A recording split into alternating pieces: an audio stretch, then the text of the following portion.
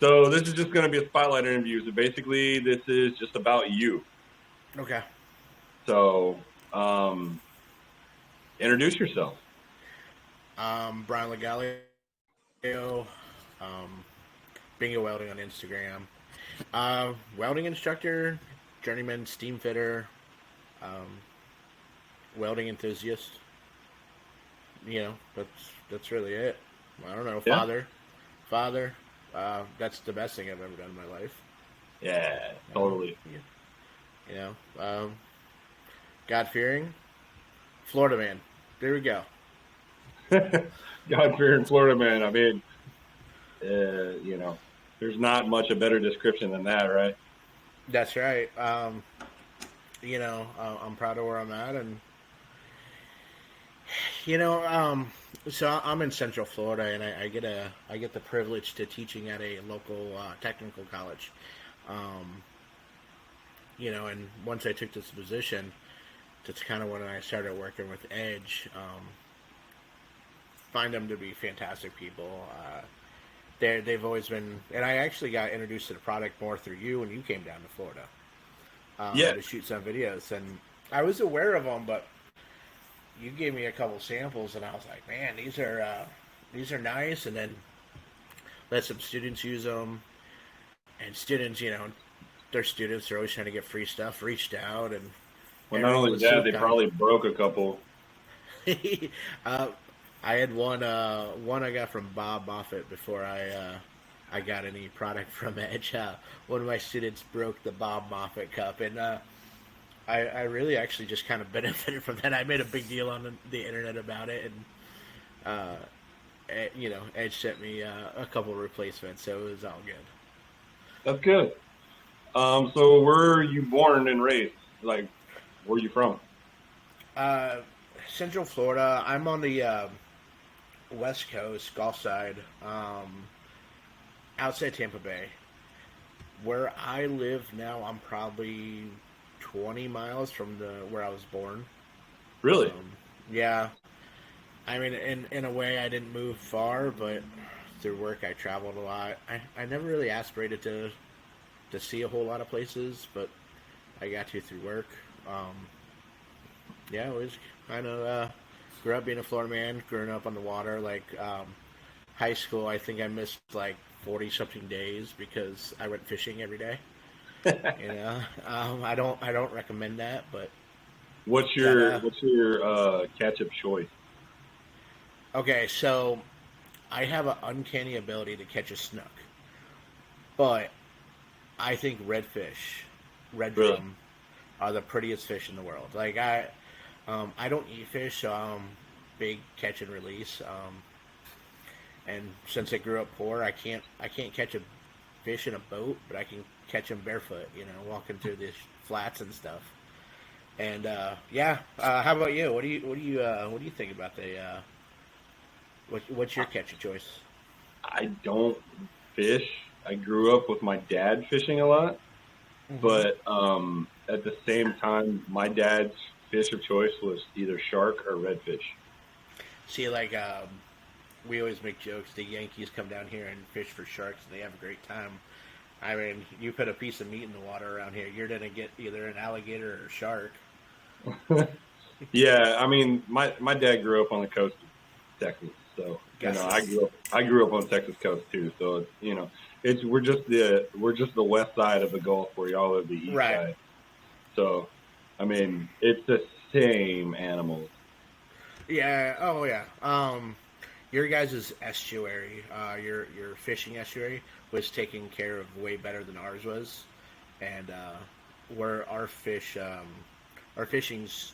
starting to get better, but kind of dropped off a little bit with some stuff we have going on with our water system here. But That Texas, Texas, Louisiana's always had better fishing, in Yeah, some well, I mean, aspects. it has a lot to do with the Gulf current too. With the Mm-hmm. Gulf current, like y'all kind of get like the trash end of the current, basically. Mm-hmm. Unfortunately, I mean, I hate saying that, but I mean, we all know Uh, it's true. yeah, we have down in the Everglades in around in Okeechobee, excuse me.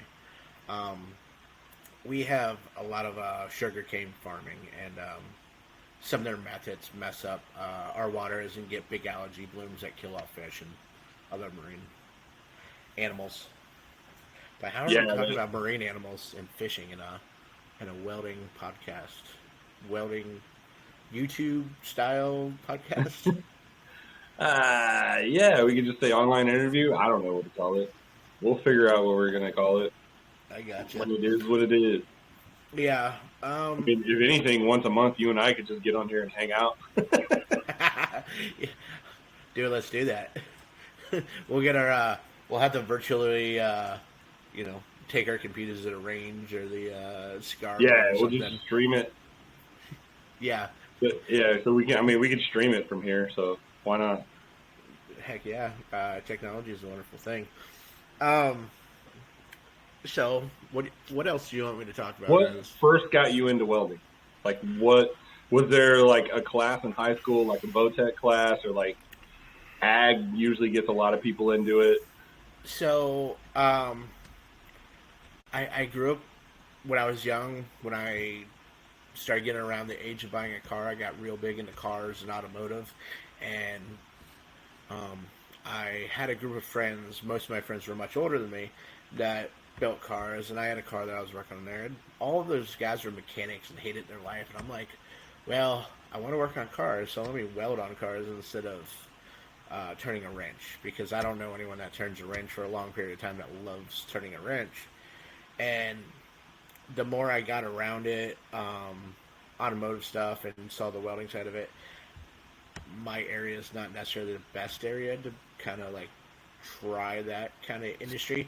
So, anyways, the shop we had where we worked on cars, a couple bays down was a machine shop. They actually did aero defense parts, and I saw the blue light. I always knew I was going to work with my hands. I just saw something I could do with my hands that I could be respected at, Yeah. So I think I was like 16 at the time. Every other word out of my mouth to the guy was like, "Hey, can I weld?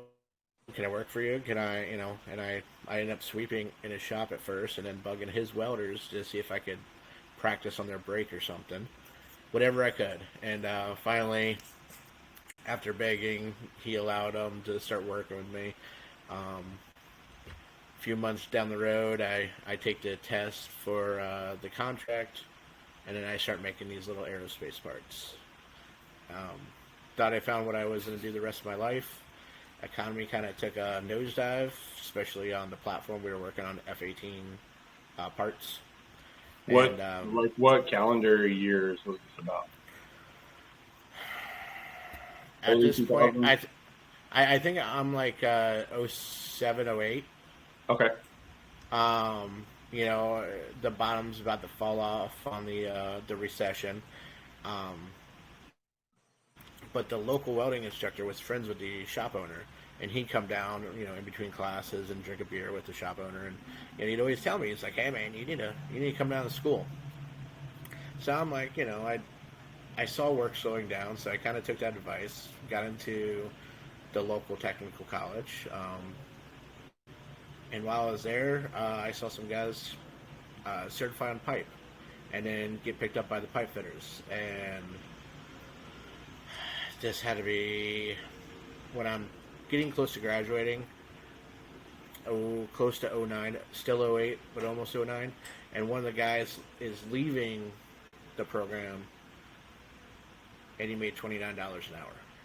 And I'm like, I need to go get on that money. I was lucky to make 14 with what I was doing, and $29 an hour sounded like a dream amount of money. So I followed it and ended up getting into the pipe fitters union and got to travel around with them. My first job at 18 something years old with the pipe fitters ended up being $31 an hour. Really? Yeah. Combo hand or? Yeah, the test that they originally made me take was a 60-10, 70-18 out, and then a TIG root 70-18 out. And then I ended up working mostly power generation, steam lines, support systems, um, their catalyst systems, their main Yeah. steam. Um, I mostly was on a TIG rig my whole career. I've done a lot of stick welding also, but and then the more I progressed, we'll say about within 6 months, I started working in the specialty welding field. Um, where I come from, specialty welding is you have to be able to do everything by hand, like the major processes with almost any alloy, but then also be able to run like AMI machines or orbital machines or diametric, where gold tracks or Liberties, where they go around the pipe. Orbital Yeah. machines are autogenous, diametrics run wire, but it is a TIG process most of the time. There's been a few applications where a MIG process, but had to be able to run all that stuff. So 6 months in, I got to work for a company like that, and then it was just it was training, practicing for a job, going to the job, and executing.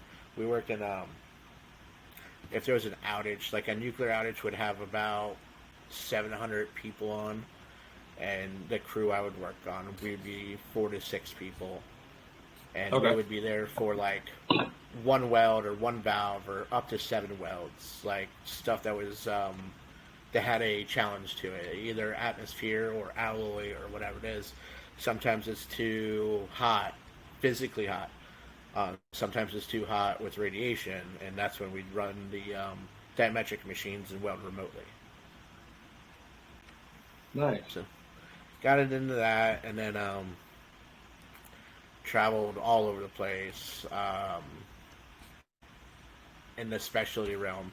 And then I end up finding myself working for SpaceX. We were brought in with the same company to help um, figure out some metallurgy problems that they're having on their fuel system on their hot side, when they're still attached to some more of NASA's infrastructure, before they had continuous landings of the Before Falcon the rocket. buyout. Yes, yeah, before the buyout, before the big expansions that they had. Yeah. They were actually on the verge of, like, if they didn't start landing the modules or the rockets on their platform, they're getting ready to start ixnaying some of the projects. And but now at this point they've taken everything in house. But while we were there working with them, we got another project with NASA. So I ended up spending a little over a year and a half in Huntsville, Alabama, working on rocket development, and various other places. Some of the parts that I got to do for testing uh, may have still been on the rocket when they took the main mission up. Really? Yeah. That's really cool, man. Yeah, there was 2 parts in particular. One was critical to flight on the rocket itself, and then the other one was critical to life on the Dragon capsule. So it's a little nerve-wracking thinking something you wrote it has supported that. There's nothing like something going to aerospace or something on a vehicle that you weld that will second guess your abilities in your brain. Oh, Like 100%. even just a little weld on a trailer, I'm like, oh god, that is, you know. uh, what is that? The Douglas Kruger effect. That's what that condition's called. But one of my first field welds, I was at a battery plant, and they asked me to put these lifting eyes on the stainless steel tank, and they're like, "You ever welded stainless steel before?" I'm like, "Sure, I've welded stainless steel." Well, I walk over and it's stainless stick, and I've never touched this stuff. And then I guess my kid brain didn't realize that they're gonna lift this whole tank up by those. And then, dude, I don't know how many tons that thing was, but it was enough to make me freak out when I realized that they're gonna hook something on my weld. And then, like, the whole time I was looking at that thing and I was telling people to get back. I'm like, I welded that thing. You might want to back up a little bit. um, I was when they did that flight, I was nervous. There was some guys on the job that saw what happened and went back and made sure my stuff was safe, and they let me know after. But yeah, I use that as a teaching experience with my students. Is that's a feeling I never wanna have again. No, dude, that's one of those. I mean, I haven't had any experience to like the flight or that far of aerospace, but the lifting lug thing, man, was I've been through that several times. It's like, or what used to get me was when we would build structures for like these giant vessels and towers and stuff, Yeah. and the footers that they're standing on. Because halfway, 200 foot up in the air, there's a footer that you're welding, and they're only calling for like a 3/8 uphill 70/18 pass, and you're like, hey man, we're putting this is the top of a 200-foot tower. Can we throw in like 3 passes on this or whatever? Engineer's like, no. 1 pass is good, man. It's good. I'm like, oh yeah, yeah. That gives you the warm and fuzzies, right? Yeah, watch that one from the parking lot. uh, you know, what scares me is the Douglas Kruger effect is essentially the more I might be misquoting this. It might be another effect, but I believe it says. I believe it says the more you know about something, the more you're nervous about it, essentially, and the less you know about it, the more confident you are. So we have a major road around here that people crash all the time, and it's US 19, and I always joke with my students. I'm like, now start paying attention to all the trailers you're driving next to, and think if you want to do 67 miles an hour next to one of those trailers. That's some Final Destination stuff right there. Yeah, and then they got to figure out what Final Destination is too, because they probably never seen it. Oh yeah, that's a whole nother issue. So then after your the aerospace stuff like that, did you go directly into teaching? Because I'm assuming there was a lull in work, and that's kind of what led you into education. No, I don't think I've ever told this story. I've told it to students. So, me and my wife came to a conclusion that we weren't happy. She was very career oriented. I was very career oriented. I was traveling 11 months out of the year. I was making good money, but I was never home. So, it's time to be home in the bed. Yes. So I found a local company, and local as in it was like 97 miles from my house to the office every day, and so I found that company. I started working for them. About a year and a half in, I got hit with 480 volts doing a hot weld in a power plant. Yeah. So apparently I passed out in the hole. I don't know how long I was down there. The whole watch saw that I went limp, and then they yelled at me, and I popped up, and I started trying to climb out, and I was disoriented. Anyways, we were in the middle of nowhere working on a power generation plant, and the paramedics are like, since you got hit with something like this, I need to take you to a bigger hospital, which was like an hour and something away. I'm like, okay. They're telling me this, and I was coming kind of in and out. Well, the ride was so long that halfway through the ride, I'm like, hey, guys, can you just take me back to my car? I'm feeling all right. And, yeah. You need to walk it off. Yeah, I was tired. I was tired, and my shirt was burnt off me. I just want to go home. And the guy's like, I know, we're just going to get you checked up. And I'm like, hey, man, I want to go home. Like, this is going to be crappy. I got to go an hour that way, hour this way, and then, anyways, he's like, well, we have to take you to the hospital to see if there's a chemical in your blood system. If that chemical is in your system, you have 30 minutes to 48 hours of life, and there's nothing we can do about it. It's just an indicator of death. So if you have something to say it. My oldest son was 8 months at the time. My wife was hour and 45 minutes away. So needless to say, I did make the phone call, and everything turned out. I didn't have that chemical in my system.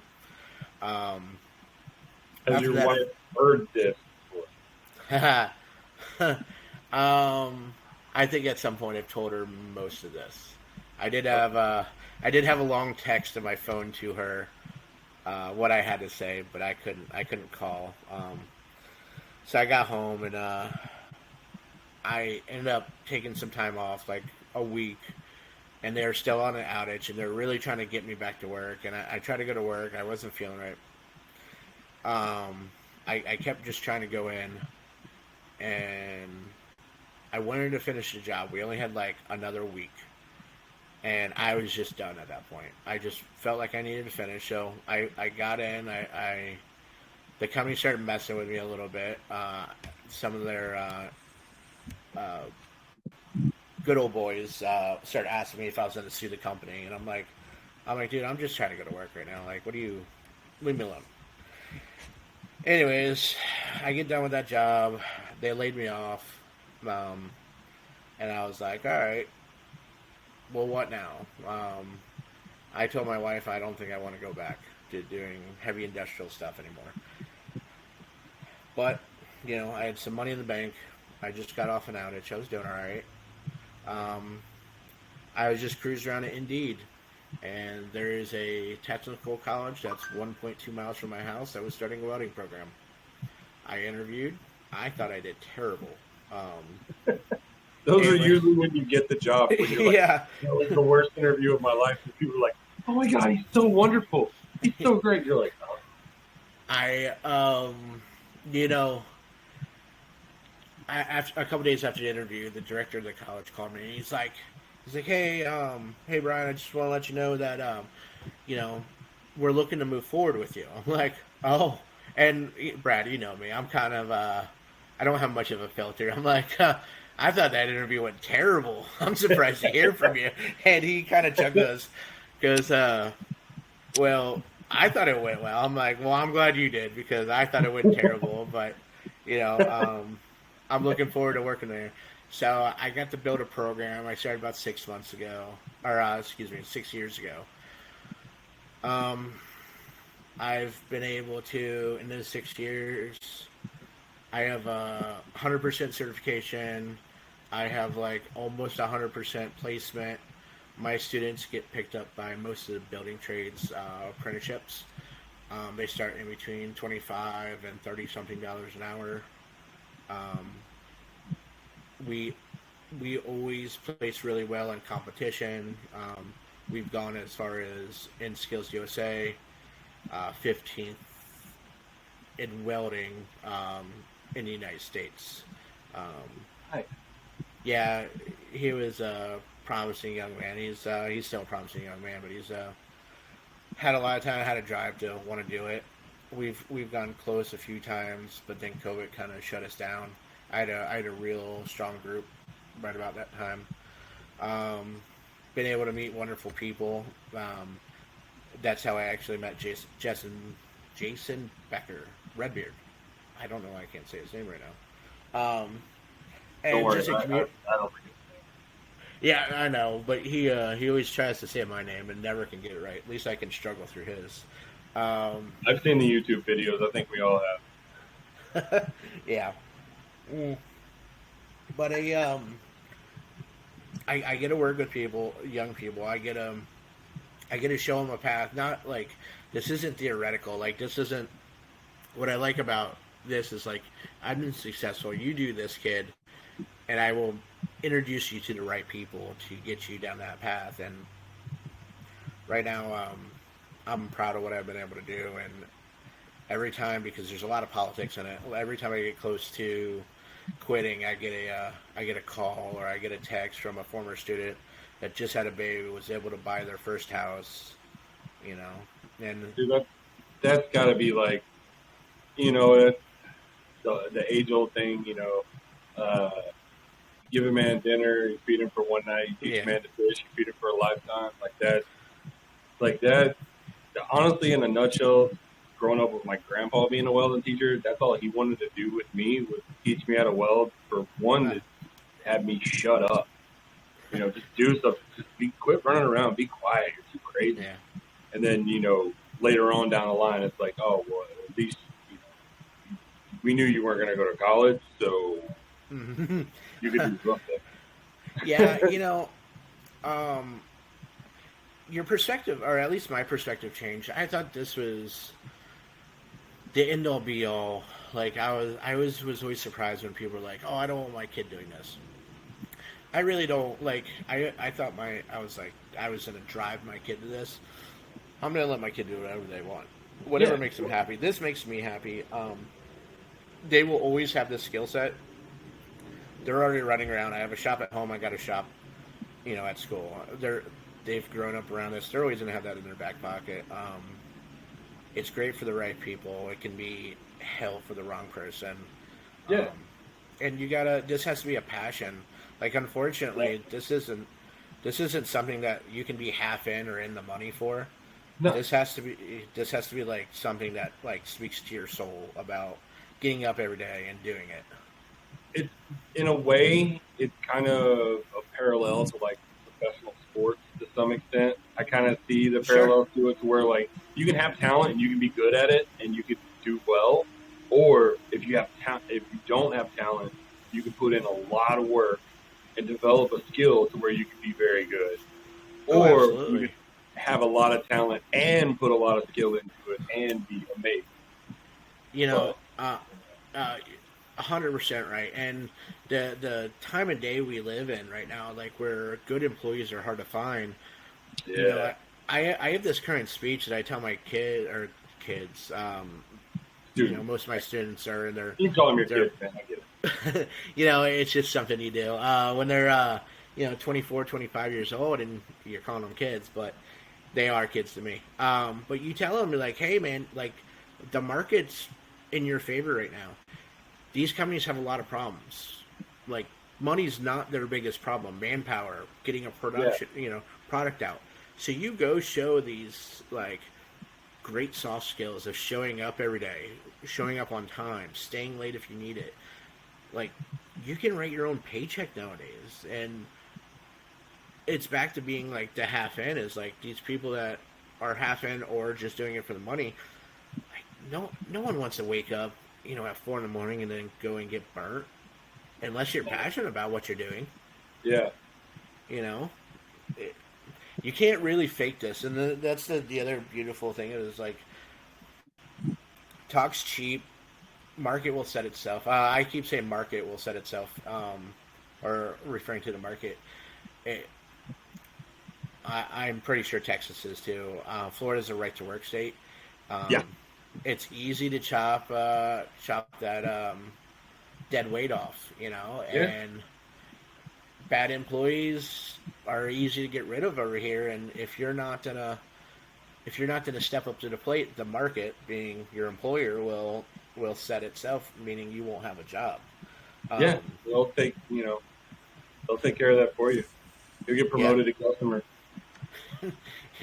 yeah, or you'll get into management. Sometimes you have to be related to someone for something like that to happen. But anyways, it's just it was different. I'm sure you're a little bit older than me. It was different when you got in, and it was completely different when I got in, and people weren't Yeah, as dude, welcoming as they are now. it was definitely a lot different when I got in. Hmm. Like I got in and got out. I got in '99, Hmm. and then in '05, after BP Texas City blew up on me, and then like 2 months later, a month later, there was a tanker car that blew up right across from me and BASF. And after that, I was like, you know what? I'm gonna be a musician in Austin. Let's go to Austin. I'm gonna play guitar. Yeah, that did. Well, didn't you try to? Weren't you in acting for a little while also? Uh, that just kind of came by the wayside. Like people need things. People like I don't know what it is. People need things, so you I'm, just act it for 'em. well, I mean, let's see. There's this silent film that's out now that I'm acting in, and then before that, I was in the episode of Ghost Brothers. Dude, that's awesome. But Oh man, when I met you when you came in, dude, I was like, Y'all trying to Google it. dude, I'm like, as soon as we started talking, I'm just, I started talking crap because I'm like, this guy's gonna be my buddy the rest of my life. Oh This yeah, guy's dude. I was like, hilarious. oh, look, dude. And Man Cub was just sitting there being like, Man Cub, you know, I don't know why. Do you know why Man Cub was there the whole time? no. Because we were there and we didn't leave yet, he could sit there and get more overtime. That's the only reason why he was staying Oh, there. well, he should have hung out more. I hope a bro. I don't care. Oh, he didn't want to. He didn't want to go out to dinner. He just wanted to sit there until we left, just to Until the soak time up clock easy out. overtime. Yeah. I get it. Um. But yeah, I don't know. When we went out to dinner, that was a blast. That was fun, man. Yeah. Yeah. Too bad it doesn't happen often enough. We'll do it again at FabTech this year. Yeah, definitely. I can't believe FabTech's coming to Florida. That's really cool. Yeah, I'm sure it's better than wherever it was last time. It was What was in it? Chicago last year. Yeah, when it got snowed out. No, they moved Chicago. They moved Chicago up to September. That's right. So they didn't have any So, more and then issues like that. It's Orlando, then Chicago, then Vegas, then Chicago, then somewhere else. I got But you. it goes back to Vegas in 2026. Rumor, and I don't know this to be fact. I think instead of Atlanta, it's gonna be Orlando. But who knows? It might end up back in Atlanta. Dude, Atlanta was bad. No, yeah, Atlanta's always fun. That's where all the companies I work for were based out of Atlanta. There was a rumor of a lot of people getting mugged at night in Atlanta. Yeah, but they weren't talking about you, dude. They were talking about other people. I know. Oh, I don't know. I might get mugged. Who knows? oh yeah. I mean, they might try. It'd be fun. Give me something to do for 5 minutes. um, so, anyways, what else you want to know about me? Where do you where where do you see yourself going? Like, do you see yourself sticking to teaching more? 'Cause I know you do side work and stuff on the side. Am I correct? Yeah, I Not slowed like down me. on that. I'm apparently the side work king. Dude, you seem like you don't sleep. It's like you're welding, building decks, and whatever else people need. Acting when you have a free 15 minutes. Oh, I'm trying to make money. It's about getting I paid. I hear you. You're The hustle is real. yeah, it is. I slowed down a little bit past a couple years. I kind of take projects I want to do now instead of just taking everything. I've been working with it's a pharmaceutical company. They make cases for chemicals to go into, and they're under a vacuum. They're all stainless steel. It's fun little projects, but where I see myself, sanitary welding. I'm sorry, what was that? A lot of sanitary welding. Yeah, yeah. And they have to go through this whole, I think it's FDA approval process, where they have to be put under just a slight vacuum. So if any of the chemicals inside these machines leak out, it alarms and lets them know. They're not put on any extreme vacuum or anything like that. Yeah, you're probably running like 1 or 2 bars. Maybe. Yeah. Yeah. Yeah. What it's a bar of 15.5. Yeah. I would be surprised if they even took it to 10 psi. It's just something that they can monitor the systems. But I have a lot of fun doing that, and if I don't, where I see myself in 10 years is where I'm at now. When I took this job, I knew there would be, and I've always been a career in it, but I knew if I took this job, I'll never be anything other than a welding instructor. They don't, in a world of academia, that's all I'll ever be. No matter whatever education I go and I pursued, I would have that stigma. I'm good with that. I just knew when I took that job that, where I start at is where I'm going to end. If that ever comes to end, I'll end up working in this shop for myself. You know, I don't. It doesn't cost us a whole lot to live, and we've been fortunate with doing some stuff right, and I just I enjoy what I do every day. I don't like it every day, but and life is like welding's been such a big part of my life that was what I did for a hobby. It was I wake up, I would watch YouTube videos about it, and I've done that for 20 years, and I've just gotten to a point in my life where I want other hobbies now. I love this, and I haven't lost my passion for it. I just spend a little bit more time with the kids. Oh, that's the best, dude. Dude, if you could see out my shop, the windows all that way, look over my pool, and I was like, oh, it'd be cool to be working while my kids are playing in the pool. Now I'm hopping in the pool with them, going to play with them when I see that happen. I'm probably a little bit different than most people when it comes to what they want to do. I found happiness in a different way than I ever did. I made a lot of money, and I was happy. I loved what I did, but real happiness has been, with my family and stuff, and making those memories. And I was never good at work-life balance. I choose my job, my career over my family for a long time. And well, I mean, for the most part, as men, like that's kind of where our self-worth and value comes from within. 100%.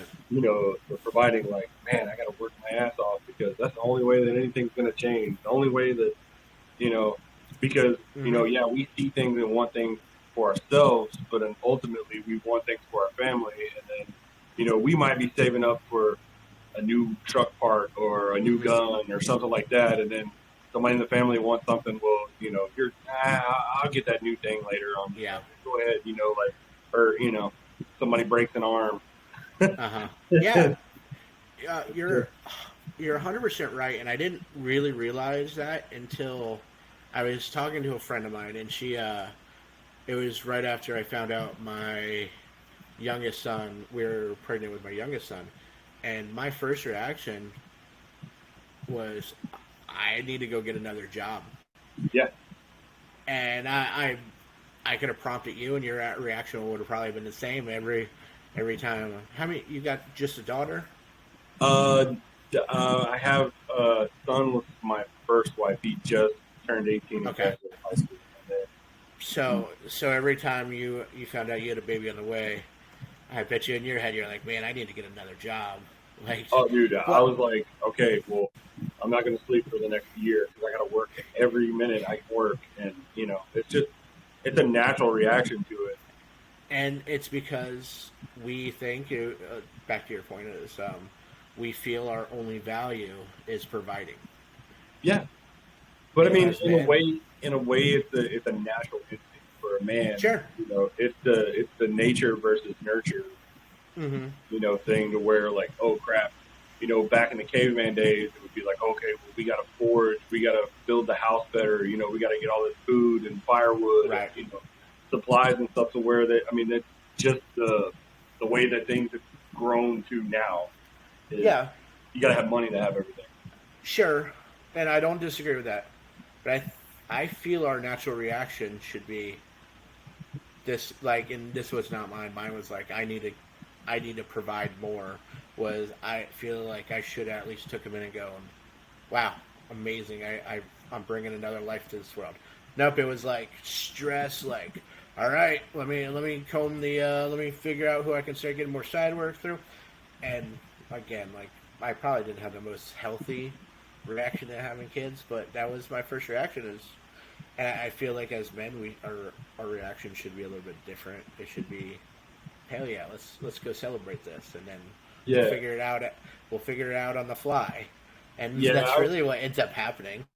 Exactly, and I mean, I've learned to slow things down a lot, actually, believe it or not, to where I'm like, okay, well, like with Cora this past year, she entered a competition dance. So it's like, all Yeah. right, well, I'm not working on competition days. Like, I'm going to be there with them for the whole thing. Like, regardless of me sitting in an auditorium with all the other dads for like 6 hours or 8 hours or whatever it is, like I'm just that's what this is. It's what I'm gonna do, Yeah. because Yeah. I remember growing up being, looking in the stands or whatever at like a swim meet or a basketball game or something, being like, man, I wish my dad was here. Oh, he's on a turnaround, he can't make it. Yeah, And and then that does happen, it does. and there's two sides of it. If we're around, you know, then they're probably going without. But if we're not around, we can provide. My wife was sharing something with me, and I because I'm a teacher now, I get summers off, um, and I'm just hanging out with my boys, and my wife sent me something, and like I have a very very good relationship with my kids, better relationship than I had with my dad. And my wife shared me something that like millennial fathers, which Brad, you're a millennial. I know you don't like that. I'm a first year millennial. I know. I've come to terms. Good. It took you a couple years to come to terms with that, but Yeah, is what we it is. like on average, millennial dads spend 30% more time with their kids than the previous generation. I Well, I think mean, that's a because we were positive thing. latchkey kids, man. It was all about, like, dude. I remember in first grade, I would get myself up for school. My parents had to leave the house. I'd get myself up for school, make my lunch, ride my bike to school, go to school, come home from school, and be home for Lord knows how long until my parents got home from working the plant till like 6 or 7 Yeah. o'clock at night. Oh yeah. I mean, elementary school, I got to decide how I went home if I was walking or taking the Yeah. bus. Like, I don't know why. I don't think I would. You allow your daughter or your kids to do what you did in elementary school nowadays? Hell no, dude. No Right. way. I mean, they won't let them carry guns. You know what? I was thinking about this. I just recently had a birthday, and I was kind of reflecting on I think we some of the both things. recently had birthdays, actually. What do you mean? You think when's your birthday? June 2nd. I'm a little bit further behind you. May 22nd. That's So not that's like 2 weeks, bro. sure, sure. Oh, happy birthday! Happy birthday to you too. I'm Thank pretty you. sure I texted you. The hell is it? Oh. So you'll never hear this from someone probably younger than us.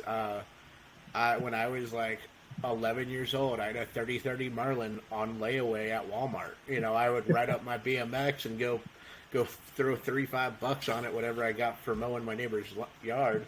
These kids won't ever buy a 3030 Marlin, nor will they ever put anything on layaway. But Oh, the layaway days, man. yeah. Well, that and remember bikes. Like I don't know how you were, but like a bike growing up. I think I saved up $200, and it was like the nicest thing I ever purchased. And then you see these kids walking around with like $1,000 cell phones in their pocket, and everyone has one.